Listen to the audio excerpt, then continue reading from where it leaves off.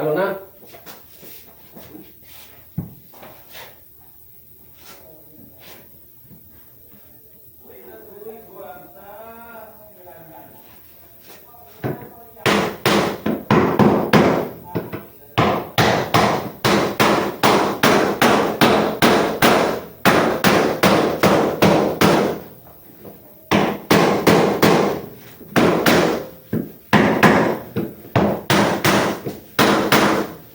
Iba talaga pag finishing ang gumawa. Malinis agad.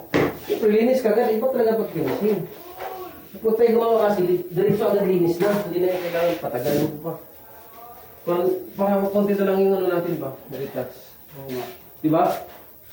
Ito sabi ko sa'yo. Double pie tayo ngayon, di? Ano mo, tutok mo muna lahat ng kanto. Diyan. Doon. Yung oras na espala rito. Yan. Ano?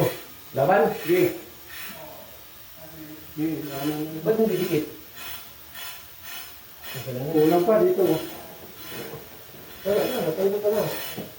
Yung magbaba mo na. Yan. Ano? Laban? Pok.